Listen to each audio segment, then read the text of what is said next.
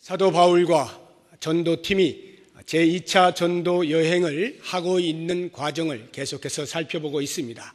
오늘 소아시아에서 마게도냐로 건너온 이후에 어떠한 여정을 걷고 있었는가 하는 것을 잠시 살펴보면, 마게도냐에서 손짓하는 그 환상을 보고 건너오지 않습니까? 그래서 빌립보라고 하는 첫 성을 만나서 그곳에서 루디아라고 하는 여인도 만나게 되고, 또 점치는 귀신 들린 여자도 고쳐집니다. 물론 그 일로 인하여서 큰 고통을 겪게 됩니다만, 또한 그것으로 인하여서 간수와 그 집안의 모든 사람들이 구원을 얻게 되는 놀라운 은혜를 직접 경험하게 됩니다. 그리고는 그곳에서 물러나와서 데살로니가로 내려오죠. 거기에서 회당을 찾아 들어가 복음을 전할 때에 많은 유대인들과 유대교에 관심이 있는 사람들과 헬라의 기부인들 하나님의 말씀을 듣고 그 권면을 따라서 바울과 실라를 따랐다, 이렇게 나옵니다. 물론 그와 함께 소수의 유대인들에 의하여서 반감을 사게 되고, 그들이 횡포를 부리고 저자에 있는 불량배들을 시켜서 여러 가지로 어려운 일들을 만들어내죠. 그래서 할 수 없이 바울 일행이 그곳에서부터 베레아라고 하는 곳으로 도망을 가게 됩니다. 지난주에 우리가 베레아에서 어떻게 전도하였는가 하는 것을 보게 되었고, 그곳에서 복음을 듣게 되어진 베레아 사람들이 어떠한 마음의 태도로 말씀을 받았는가 하는 것을 생각해 보았습니다. 과연 그 말씀을 간절한 마음으로 받고 그러한가 하여 날마다 말씀을 상고하는 귀한 베레아 사람들의 말씀에 받는 태도들을 우리가 살펴보면서, 이 시간도 우리가 그러한 중심을 가지고 오늘 주어질 말씀들을 듣기를 원합니다. 그렇게 베레아에서 복음을 전하였을 때에 데살로니가에서 괴롭혔던 그 유대인들이 베레아까지 쫓아옵니다. 그래서 계속하여 소동을 일으키고 괴롭히니까 거기에서 복음을 듣고 믿게 되어진 형제 몇 명이 일단 다른 사람들 다 함께 피할 수 없었기 때문에 바울만 먼저 데리고 배까지 내려가서 아덴이라고 하는 그 베레아에서 남쪽으로 약 320km 떨어진 그곳으로 데리고 갑니다. 그리고 이제 실라와 디모데는 잠시 베레아에 머물게 되죠. 혼자 아덴이라고 하는 곳으로 있게 되어진 이 바울, 그때로부터 이 아덴에서 또 복음을 전하게 되는데, 아덴에서의 복음 전도 활동 가운데 빼놓을 수 없는 중요한 것이 아레오바고라고 하는 곳에서의 연설입니다.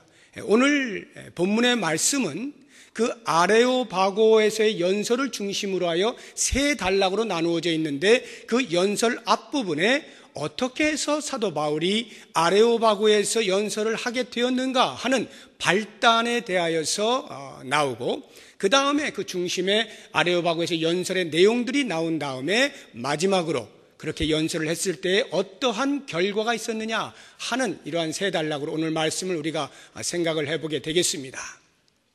이 아레오바고라고 하는 곳은 바위로 된 좀 평평하고 높은 언덕을 말합니다. 그 아덴이 아테네거든요. 그리스의 아테네, 그 아테네에 있던 언덕의 이름이 아레오바고입니다.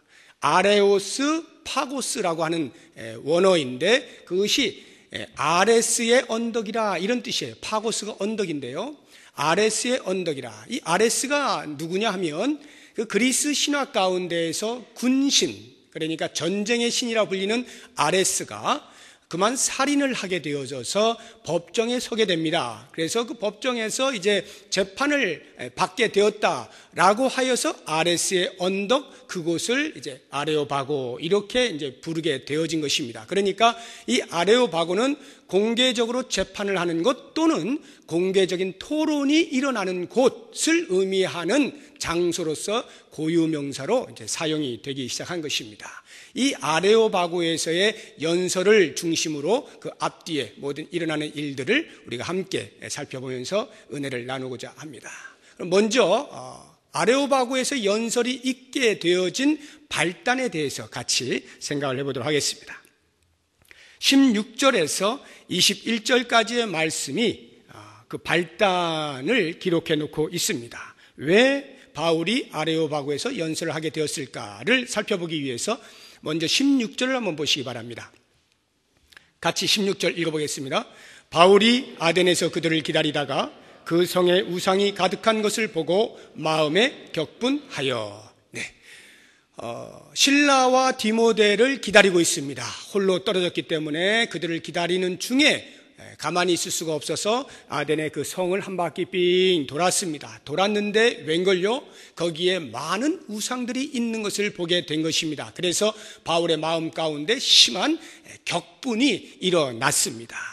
여기서 우리가 두 가지를 좀 생각해 봤으면 좋겠는데, 그 아덴이라고 하는 도시에 우상이 가득했다라고 하는 말에 대해서 한번 생각을 해보면 좋겠어요. 아덴이 어떤 곳이냐 하면 그 당시에 아테네 하면 모든 학문과 예술과 철학과 어떤 교육의 중심지였습니다. 우리가 잘 알고 있는 유명한 철학자들, 소크라테스라든가 플라톤이라든가 아리스토텔레스와 같은 이런 사람들이 전부 다 아테네 출신이거나 그곳에서 활동하던 사람들입니다. 그러니까 이 시대, 그 당시에 최고의 지성들이 모여있던 곳이 아테네였습니다. 그러한 문명이 꽃피고 있는 그 도시에 오히려 반대로 종교적으로는 가장 우상들이 우글우글거리고 있는 그와 같은 상태였다라고 하는 것을 보게 될 때 참 아이러니한 것을 느끼게 됩니다. 어떻게 이성이 그렇게 탁월하고 뛰어난 사람들로 가득하여 있는 도시에 그와는 정반대의 색깔인 우상들을 섬기는 미신에 쩌들어 있는 그러한 분위기가 있을 수 있겠는가 하는 의아심이 들지 않습니까? 그런데 그렇게 놀랄 일이 아닙니다. 오늘날의 모든 교육과 문화와 또는 운동과 모든 면에서 문명의 대명사라 불리어지는 미국의 경우를 보시게 되면 금방 이해가 됩니다. 그러한 문명의 혜택을 가장 많이 받고 있는 미국 땅에 오히려 사이비 종교 집단이 가장 많이 서식하고 있다는 것을 아십니까?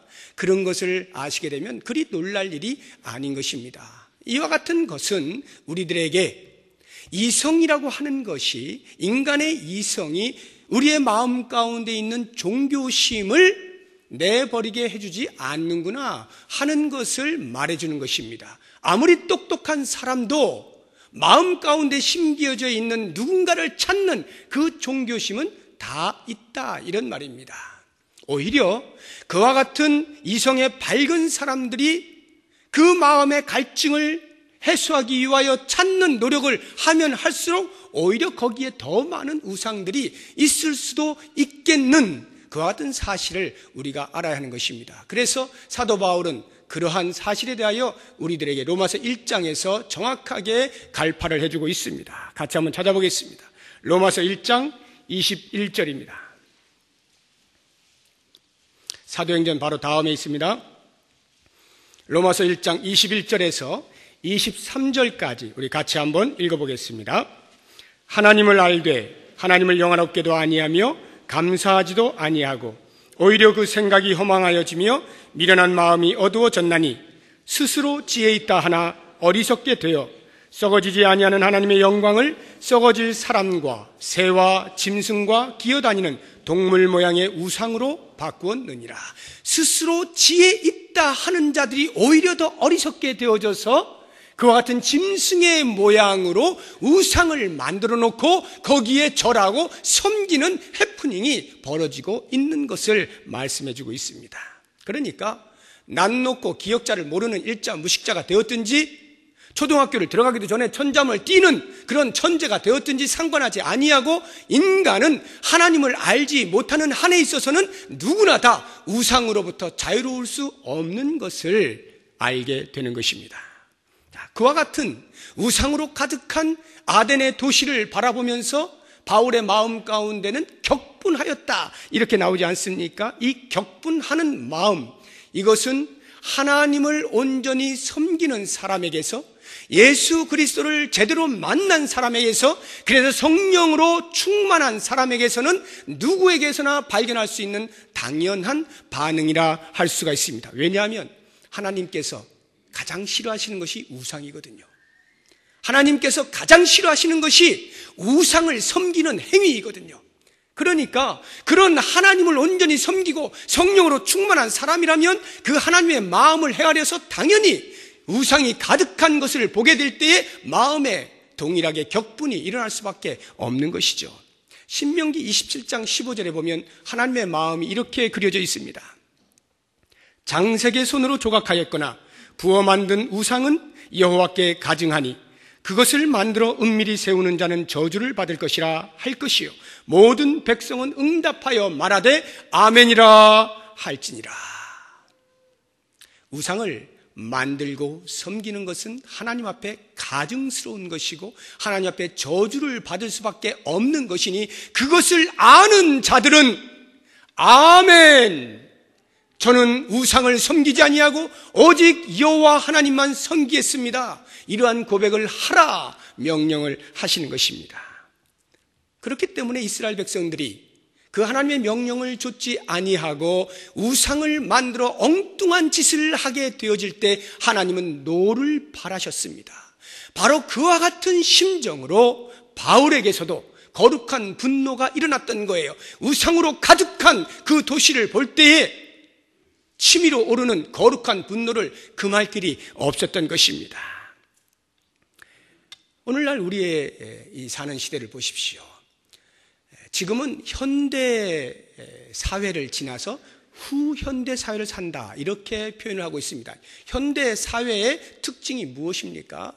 가장 문명적이다, 이것이에요.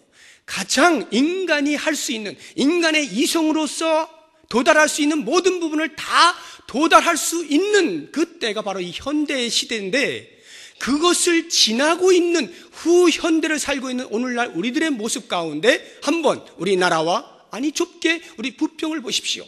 바로 교회를 둘러싸고 있는 주변을 한번 돌아보십시오. 여러분들 문 열고 나가면 무엇이 보입니까? 뭐가 보이십니까? 제 눈에는 불교 백화점이 보이더라고요. 깃발 꽂은 만신들이 여기저기에 있는 것을 볼 수가 있습니다. 주변에 온통 나이트 클럽으로 꽉 차 있습니다. 여러분들은 이러한 것들을 보시면서 어떠한 느낌을 가지십니까? 마음에 답답함이 없으십니까? 영적인 눌림이 없으십니까?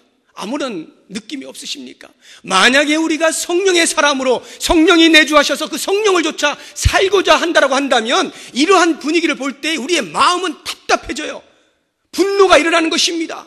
생명을 알지 못하는 죽은 영혼들이 우상 앞에 절하고 있는 모습들을 보게 될 때 우리의 영이 가만히 있지를 못하는 것입니다. 만약에 아무런 느낌이 없다면 그 사람의 영성은 죽어 있거나 잠자고 있거나 무감각해져 있거나 화인 맞았거나 아니면 영성이 없거나 그러한 사람일 거예요. 우리는 문 열고 나가면 답답해지는 이런 영적인 어떤 기운이 있는 것입니다. 바울의 분노가 바로 그와 같은 것이었어요. 돌아다니다 보니 우상으로 우글우글거리고 있는 그 영혼들을 바라보아 거룩한 분노가 그 사람들에게서가 아니라 그 사람들을 조종하고 있는 사탄의 세력으로 인하여서 분노가 일어나는 거예요. 그래서 바울이 한 것이 무엇입니까?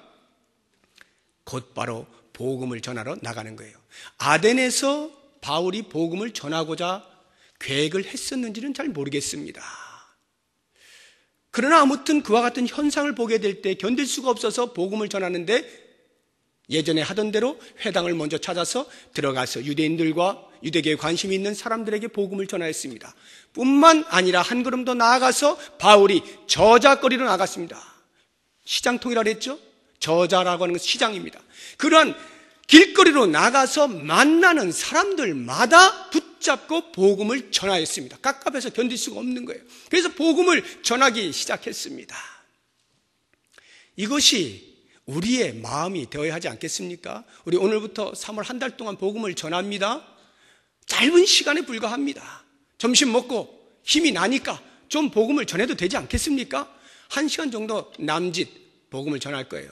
어떤 경우에는 말 한마디 안 하고 전도지 한 장 나눠주게 될런지도 모르겠습니다. 아무튼 우리는 전도하는 행위를 하고자 하는 것인데 우리의 마음 가운데 이 주변을 바라보고 그 우상을 향하여서 생명 없는 곳을 향하여서 섬기고 애쓰고 의지하고 있는 사람들을 향하여 여기에 진리가 있습니다. 여기에 생명이 있습니다. 여기가 복음입니다. 천국을 소개하는 그 일을 마땅히 우리가 감당해야 되지 않겠습니까? 바울의 심정으로 하나님의 마음을 품고 나아가 복음을 전하게 되는 이러한 일은 성령의 사람으로서는 마땅한 반응이라 할 수 있겠습니다. 온 성도들이 동참하는 그런 은혜가 오늘 우리 3월 한 달 동안 있어줄 수 있길 바랍니다. 그렇게 복음을 전하게 될 때 바울은 몇몇 사람을 만나게 되는데 바로 그 만남의 사건을 통하여서 드디어 아레오바고에서 연설을 하게 되는 일이 벌어집니다. 그게 누구냐 하면 18절을 보십시오. 어떤 에피크로스와 스토아 철학자들을 만나게 되어서 쟁론을 하였다, 이렇게 나오는데, 이 에피크로스와 스토아 철학자들이 누구냐 하면 여러분들이 뭐 철학 공부를 좀 하셨다고 한다면 다 기억을 하실 수 있는 분들이죠. 에피크로스라고 하는 철학자가 자기의 철학 사상을 전함으로 거기에 많은 추종자들이 생겨서 학파가 생겨났습니다. 스토아도 역시 마찬가지로 제논이라고 하는 사람이 이 스토아라고 하는 그 회랑에서 자기의 철학 사상을 전하다가 수많은 추종자들이 생겨서 스토아 학파가 생겨났습니다. 이 에피크로스 학파의 특징은 한마디로 이야기하면 내일이 없는 인생이니 오늘을 먹고 마시고 즐겨야 한다라고 하는 쾌락을 최고의 덕목으로 삼는 쾌락주의자들이었습니다. 반면에 스토아 학파는 이성을 대단히 중요시 여겼어요. 어떻게 그렇게 살 수가 있느냐, 이성을 가진 사람들이 절제하며 살아야지 라고 해서 금욕을 강조하는 금욕주의자들이 스토아 학파였습니다. 그러니까 철학 사상으로 하자고 하면 이 두 학파는 전혀 어울리지 않는 그러한 사상들을 가지고 있는 사람들이었음에도 불구하고 바울의 복음을 전하는 일에 있어서 그것을 듣고 반응하는 것은 엇비슷하였습니다. 어떻게 반응합니까? 18절 다시 보시면 어떤 사람은 이르되 이 말쟁이가 무슨 말을 하고자 하느냐 하고 어떤 사람은 이르되 이방신들을 전하는 사람인가 보다, 이렇게 말을 하는 것입니다. 여기 말쟁이라고 하는 것은 바울이 말을 잘했다 이런 뜻이 아니고, 여기서 쓰고 있는 이 말쟁이란 말은 각각 그 당시에 이 아테네 그 철학이 얼마나 발달되어 있습니까? 그러니까 자기 나름대로의 주관을 가진 철학 사상들이 있고 그 사상을 따라 말들을 하게 되어 있는데, 그러지 아니하고 주관도 없이 여기서 조금 기동량하고 저기서 조금 기동량하고 이렇게 기동량한 것들을 가지고 마치 자기의 철학 사상인 양 말을 내뱉는 그런 사람들을 가리켜서 말쟁이라 했거든요. 그러니까 그들이 듣기에는 바울이 아무런 그 기본 사상도 없이 그냥 엉뚱한 이야기를 한다라는 생각이 들었던 모양이죠. 그러니까 그 바울을 가리켜서 말쟁이라 이렇게 한 거예요.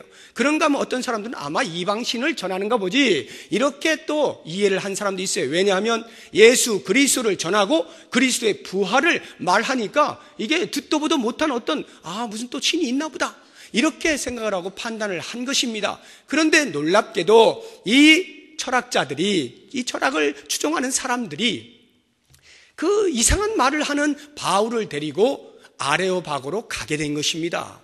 바울이 직접 스스로 간 것이 아니라 그들이 데리고 갔어요. 왜냐하면 야, 너 좀 우리가 한 번도 못 들어본 거 말해주고 있는데 그거 한번 이 아레오바고에 가서 한번 얘기해봐라. 그럼 우리들이 듣고 정확하게 평가를 해주마, 판단을 해주마 해서 공개 토론장, 공개 법정으로 데리고 간 것입니다. 그래서 바울은 뜻하지 않게 그곳으로 가서 연설을 하게 되는데, 이제부터 이 연설의 내용을 우리가 볼 때에 얼마나 놀라운 사실을 발견하는지 모릅니다. 마치 바울은 바로 그 시간에 아레오바고에서 연설을 하게 될 것을 예상이라도 했다는 듯이 아주 정교한 논리를 가지고 처음부터 끝까지 그들이 조금도 반박할 수 없는 완벽한 변증법적인 논증으로 연설을 하는 것을 보게 됩니다. 이제 그것을 같이 한번 보도록 하겠습니다. 22절부터 31절까지가 아레오바고에서 연설의 내용입니다. 22절을 보시죠. 바울이 아레오바고 가운데 서서 말하되 아덴 사람들아 너희를 보니 범사의 종교심이 많도다. 내가 두루다니며 너희가 위하는 것들을 보다가 알지 못하는 신에게 라고 새긴 단도 보았으니 그런즉 너희가 알지 못하고 위하는 그것을 내가 너희에게 알게 하리라. 바울이 연설을 시작하는데 어떻게 접근을 합니까? 참 기가 막히게 그 접촉점을 잘 찾는 것을 볼 수 있어요.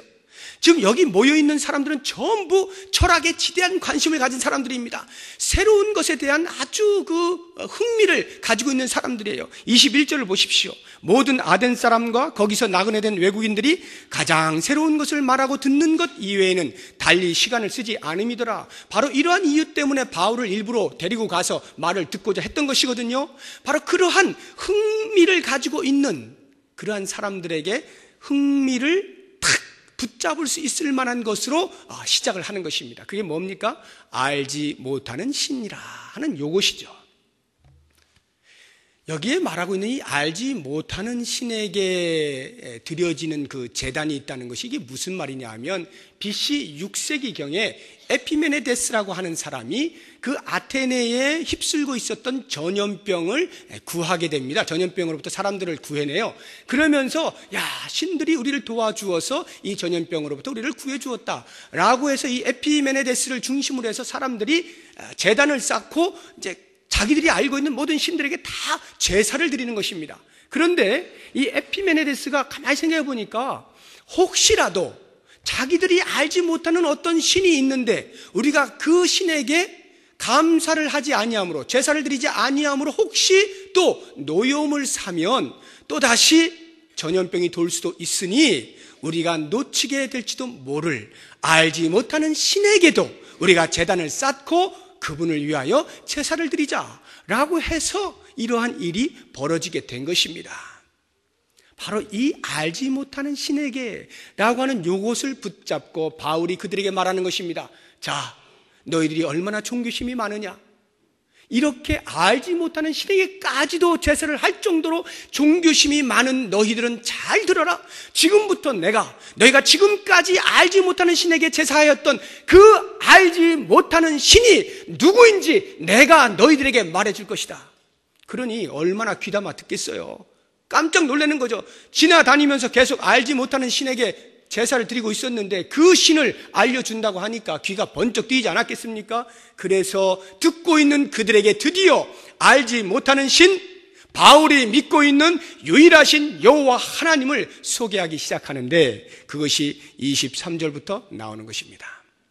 24절부터 세 가지로 소개를 하고 있습니다. 너희들이 궁금해하고 있는 그 신, 내가 너희들에게 소개하고 싶은 그 신이 어떠한 분이냐? 첫째, 24절 우주와 그 가운데 있는 만물을 지으신 하나님께서는 천지의 주제시니 손으로 지은 전에 계시지 아니하시고 또 무엇이 부족한 것처럼 사람의 손으로 섬김을 받으시는 것이 아니니 이는 만민에게 생명과 호흡과 만물을 친히 주시는 이십니다. 여호와 하나님이 계시는데 그 하나님은 창조주이시다. 온 우주 만물을 지으신 분이 여기 계시다. 이렇게 소개하고 있는 것입니다. 과연 우리 하나님은 천지를 창조하신 분이시죠. 그리고 그 천지를 운행하시는 분이시죠. 이와 같은 살아계셔서 온 우주 만물을 만드신 분이 계시는 것을 소개하게 될 때 깜짝 놀라는 부류가 있었습니다. 누굴까요? 모두가 귀담아 듣고 있는 그 철학의 그 고상함에 전부 귀를 기울이고 새로운 어떤 지식이 나올까? 새로운 어떤 철학 사상이 나올까? 궁금해하고 있는 그 사람들 가운데 특별히 스토아 학파 사람들을 생각해 보십시오. 그들의 신론이라고 하는 것은 범신론입니다. 범신론은 모든 것이 다 신이 될 수 있다.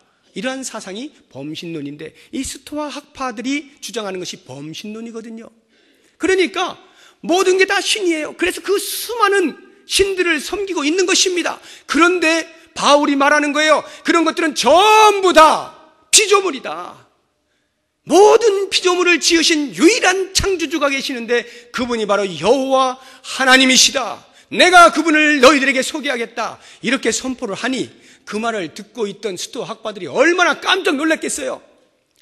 지금까지 범신론으로 알고 있었는데 모든 것이 다 신이 되는 줄로 알고 있었는데 그래서 인간의 이성이 닿는 곳이면 다 신인 줄 알았는데 그렇지 아니하고 모든 것이 다 피조물이고 오직 그 피조물들을 지으신 유일한 한 분 창조주가 계시다. 이 선포를 하니 얼마나 놀랐겠냐고요.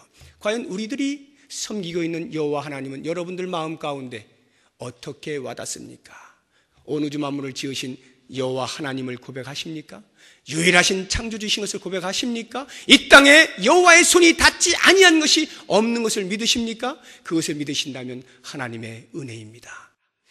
천지를 창조하신 그 하나님을 말한 다음에 그 다음에 두 번째로 누구를 소개를 하고 있느냐 하면 그 하나님은 26절에 보면 인류의 모든 족속을 한 혈통으로 만드사 온 땅에 살게 하시고 그들의 연대를 정하시며 거주의 경계를 한정하셨다. 이렇게 소개를 하고 있습니다. 어떠한 하나님이냐 하면 온 인류의 역사를 주관하시고 섭리하시는 하나님이시다. 이렇게 선포를 하고 있는 것입니다.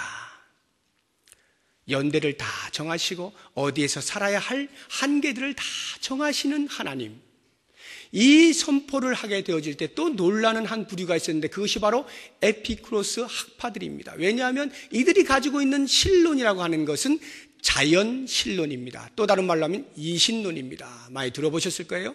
이 자연신론 또는 이신론이라고 하는 것이 무슨 말이냐 하면 하나님이 계신 것, 신이 계신 것은 인정을 합니다. 그래서 그 신이 온 우주 만물을 만드셨겠지 하는 것까지는 인정을 하지만 그 다음에 만드신 이후에는 더 이상 인간들의 삶에 간섭하지 아니하신다. 역사의 뒤안으로 물러나 계신다. 그리고 그 다음부터는 자연이 자연스럽게 운행해 간다. 이것이 자연신론입니다. 신이 더 이상 인간의 삶에 간섭하지 아니하는 그러한 신론을 가지고 있었던 것이 에피쿠로스 학파들이거든요. 바로 그러한 사람들이 들었을 때 이 말씀을 보면 얼마나 깜짝 놀라겠습니까? 그 살아계신 하나님께서 온 우주 만물을 창조하셨을 뿐만 아니라 우리의 인류의 역사를 직접 간섭하시고 개입하시고 들어오셔서 섭리하고 계신다. 놀라운 일이죠.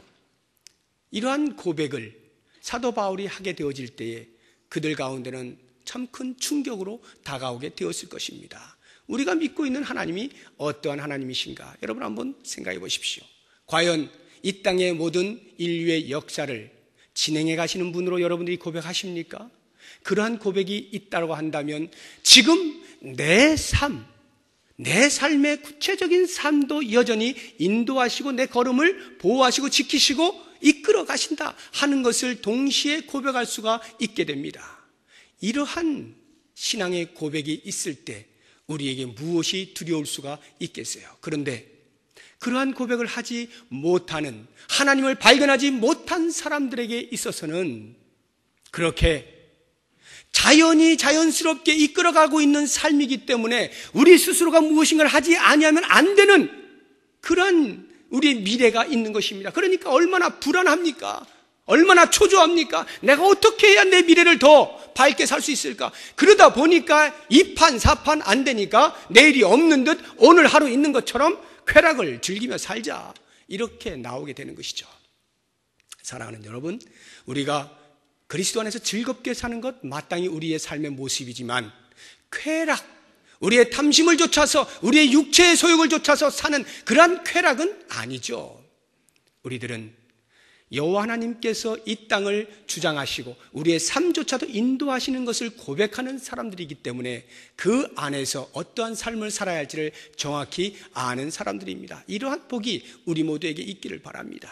그리고 이제 이 사도 바울이 세 번째로 우리 여호와 하나님을 소개하는데 27절부터 28절까지입니다. 이는 사람으로 혹 하나님을 더듬어 찾아 발견하게 하려 하심이로되 그는 우리 각 사람에게서 멀리 계시지 아니하도다.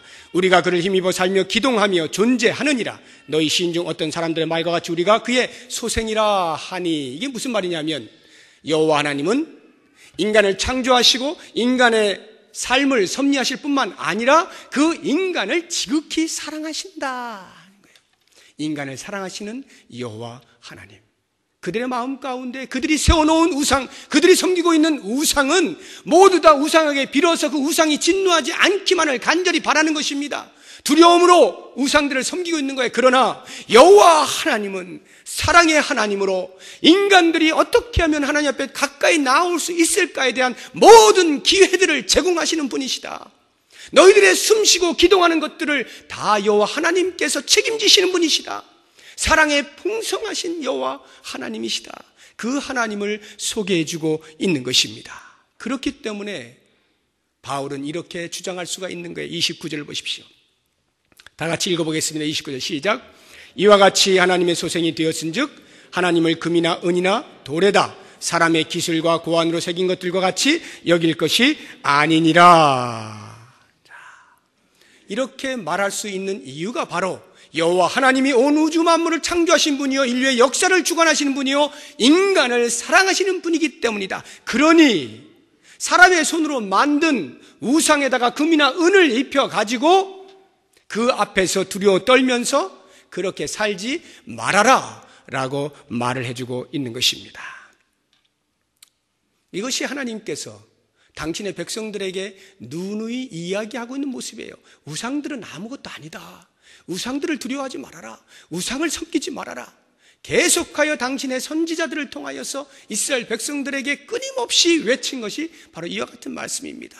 우리가 같이 한번 두 군데만 찾아보겠는데 예레미야서 10장을 한번 찾아보시기 바랍니다. 구약성경입니다. 구약성경 1066쪽을 찾아보시기 바랍니다. 구약성경 1066쪽입니다.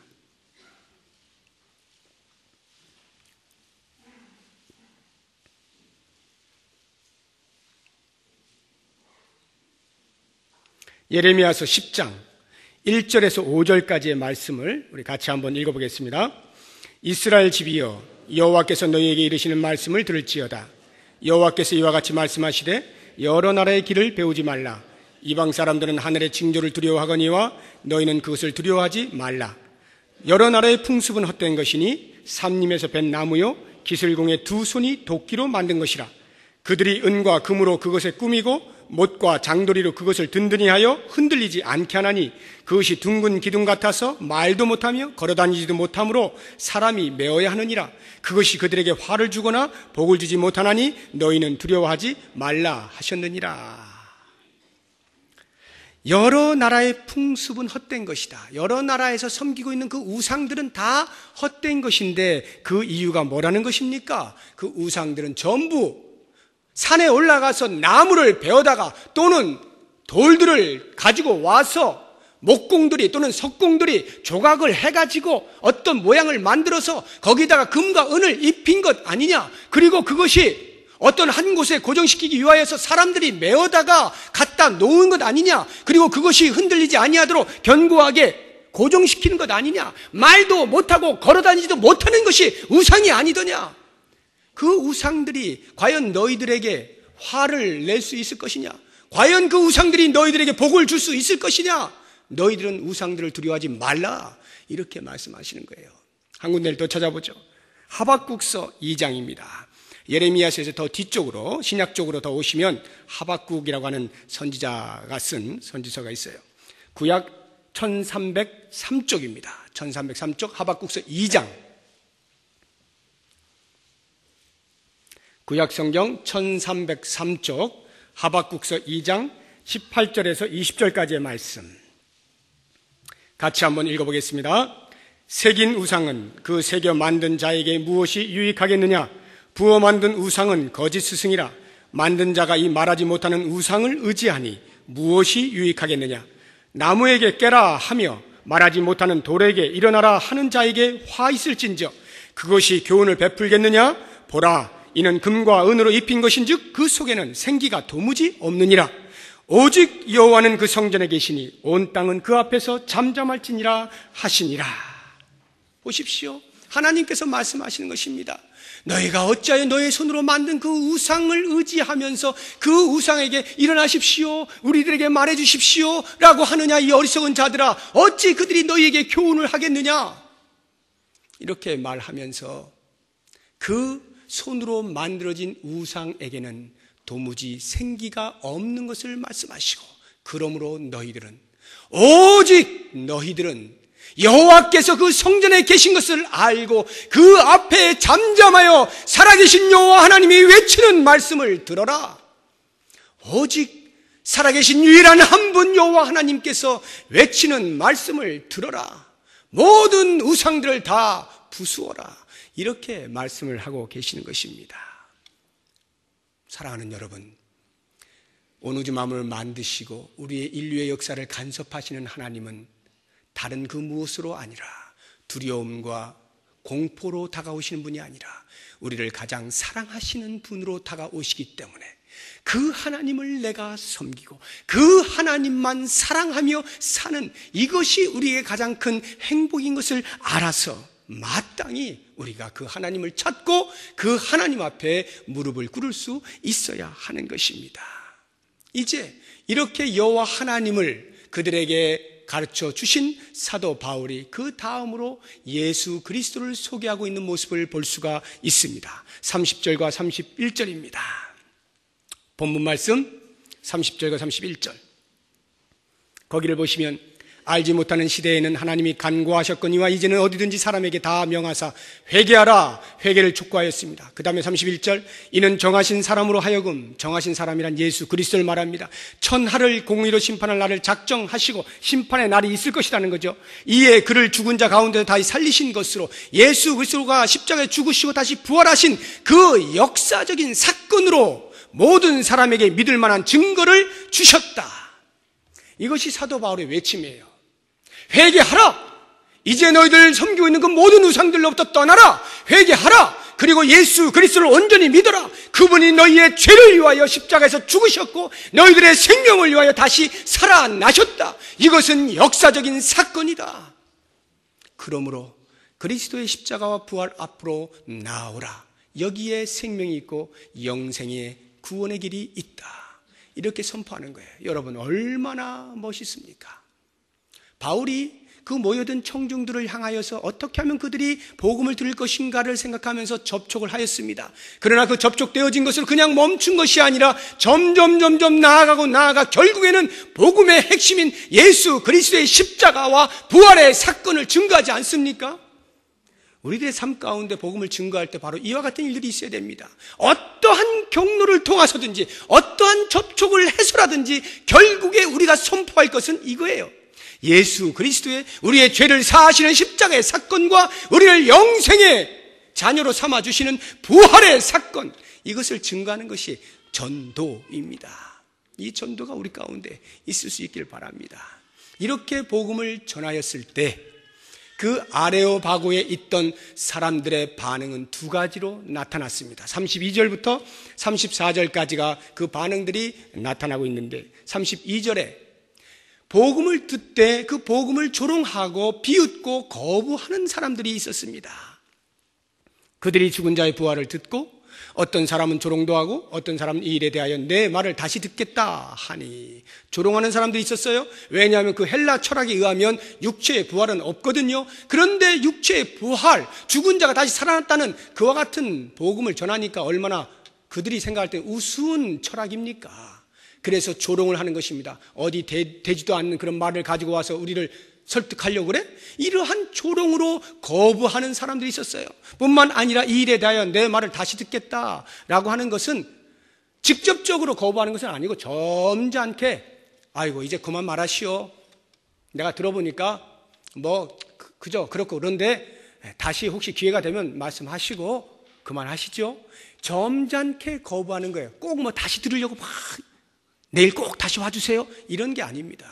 이제 그만하십시오 라고 하는 것인데 이렇게 복음이 선포되어짐에도 불구하고 그 복음을 거부하는 사람들이 있는 것 우리는 지금까지 누누이 보아오지 않았습니까? 그러나 놀라운 것은 그 다음입니다. 34절을 보십시오. 몇 사람이 그를 가까이 하여 믿으니 그 중에는 아레오바고 관리 디오누시오와 다말이라 하는 여자와 또 다른 사람들도 있었더라.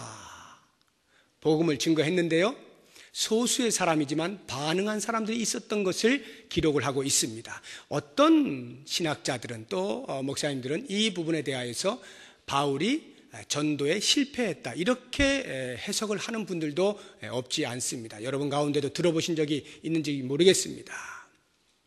왜냐하면 여러 가지 정황상 실패했다라고 말을 할 만도 해요. 데살로니가가 됐든지 베레아가 됐든지 비록 박해는 있었지만 복음을 전할 때 많은 사람들이 반응을 하지 않습니까? 그런데 여기에서는요, 정말 이성적으로 볼 때, 논리적으로 볼 때 완벽한 변증법적으로 아주 한 사람도 반박을 하지 못할 정도의 완벽한 복음을 증거합니다. 그럼에도 불구하고 아주 소수의 사람들만이 반응하였다라고 하는 것을 통하여서 역시 복음은 그렇게 머리로 하는 것이 아니야. 그렇게 지식으로 하는 것이 아니야. 그냥 복음을 전하는 것이지, 전도에 미련하는 것을 하는 것이지, 철학적으로 논리적으로 완벽하게 구사하였다라고 해서 사람들이 반응하는 것은 아니지라고 하면서 실패라고 여기는 사람들이 있습니다. 뿐만 아니라 다른 곳에서는 사도 바울이 복음을 전하고 싶었지만 박해로 인하여 할 수 없이 밀려나와서 다른 도시로 가는 것 아닙니까? 그런데 이 아덴에서는 그렇지 않아요. 바울이 스스로 물러납니다. 18장 1절 다음 주에 보겠습니다만, 그 후에 바울이 아덴을 떠나 고린도에 이르러, 핍박이 있어서 떠난 게 아니에요. 그냥 이렇게 이만큼까지 하고 스스로 물러나 고린도라고 하는 새로운 도시로 가게 된 것입니다. 이것을 볼 때에 봐라, 바울은 실패하였기 때문에 가슴에 분한 마음을 가지고 더 이상 여기서는 안 되는 것을 알고 빨리 다른 데로 방향을 튼 것이다 해서 이 아덴에서의 복음 전도 활동을 실패로 보는 경우가 있습니다. 하지만 우리가 그렇게 굳이 보아야 할 아무런 이유가 없어요. 왜냐하면 전도라고 하는 그 개념 자체를 좀 새롭게 할 필요가 있습니다. 우리는 전도하면 얼마나 많은 사람들이 주 앞으로 나와야 하는 그 열매까지를 다 생각하기 때문에 혹시 그러한 해석을 하실런지 모르겠습니다만, 전도라고 하는 것은 도를 전하는 거 아닙니까? 한마디로 씨를 뿌리는 거예요. 그래서 얼마만큼을 거둘 것이냐라고 하는 것은 여호와 하나님께 맡기는 것이고, 우리의 사명은 씨를 뿌리는 겁니다. 열심을 다해서 예수는 그리스도다, 예수께 생명이 있다, 예수에게 구원이 있다, 이것을 전하는 게 전도입니다. 그렇다고 하면 사도 바울이 이와 같은 짧은 시간에 그 최고 당대의 지성들이라고 하는 사람들 앞에서 연설을 하였을 때에 아레오바고를 관리하는 디오누시오라고 하는 사람과 다말이라는 여자와 또 몇몇 사람들을 그리스도께로 나오게 할 수 있었다라고 한다면 놀라운 결과 아닙니까? 엄청난 열매 아닙니까? 몇 사람이 중요한 것이 아니라 복음을 전하였는데 반응하는 사람들이 있었다라고 하는 것만 해도 우리들의 마음 가운데는 어마어마한 위안이 되는 것이고 위로가 되는 것이고 격려가 되고 도전이 되는 거예요. 우리가 복음을 전하러 나아갈 때에 때로는 우리의 말에 귀도 듣지도 않고 우습게 여기고 손가락질하고 툭 치고 가고, 전도지 주려고 하면 그냥 팍 치고 가고, 이런 일들이 얼마나 많습니까? 그러한 어떤 조롱의 대상이 되어지는 듯한 그러한 경험들을 하게 될지도 모르는데, 이러한 어마어마한 자리에서 복음을 전하였는데 그 앞에 반응하는 사람들이 있었다는 것을 본다면 우리는 담대해질 수 있는 거죠. 그렇지, 한 사람이라도 반응하는 사람이 있다면 여기에 생명이 잉태된 것이니, 생명이 탄생한 것이니 얼마나 감사한 일이냐, 감사가 넘쳐날 수가 있는 것입니다. 실제로 중동 지방에 이슬람권에서 복음을 전하는 선교사들은 10년이 지나도 20년이 지나도 한 사람 열매를 못 맺고 그냥 그 선교지를 떠나거나 죽거나 하는 경우가 심심찮게 있습니다. 그러한 것을 생각한다면 복음을 전하다가 한 영혼이라도 주 앞에 반응하는 사람을 만나게 되었을 때 얼마나 큰 감격이 있어요. 얼마나 놀랍습니까? 바로 그와 같은 이 말씀이 우리에게 위로를 주는 거예요. 이제 우리가 나아가서 복음을 전할 때 여러분, 100사람을 만났는데 한 사람도 반응하지 않더라, 괜찮습니다. 옆에서 전한 사람이 혹시 한 사람 반응하면 감사한 거예요. 여러분들이 전한 그 전도지를 통해서 여러분들이 외친 예수는 그리스도입니다, 예수를 믿고 구원을 얻으십시오라고 하는 말 속에서 메아리치고 메아리쳐서 오늘 당장이 아니더라도 내일이 되고 1년 후에라도 그 사람이 그 복음의 소식을 듣고 주 앞에 나올 수 있다면, 비록 우리는 알지 못하는 것이라 할지라도 하나님은 열매를 거둔 것이 되는 것이니까 얼마나 놀라운 일입니까? 이와 같은 사실들을 우리가 기억하면서 이제 여러분 나아가게 될 때에 그 발걸음에 복이 있길 원합니다. 복음은 전하는 자가 있을 때에 듣게 되어지는 것이고, 듣게 되어질 때에 믿음이 생기는 것이고, 믿음이 있을 때에 예수를 주라 부를 수가 있게 되는 것입니다. 이 놀라운 은혜에 동참하시면서 하나님께 영광을 돌릴 수 있는 우리 모두의 삶이 되시기를 바랍니다. 기도하겠습니다. 하나님 아버지, 우리에게 복음을 전하는 뜨거운 마음을 허락해 주시니 감사합니다. 이 열정을 품고 세상을 향하여 나아가 예수는 그리스도라, 예수는 구세주라 선포하고 외칠 수 있게 하여 주옵소서. 그 외침을 듣고 단 한 사람이라도 주 앞에 반응하게 되어질 가능성을 바라보고 감격하며 이 사명을 잘 감당할 수 있도록 능력을 더하여 주시옵소서. 예수 그리스도의 이름으로 기도드립니다. 아멘.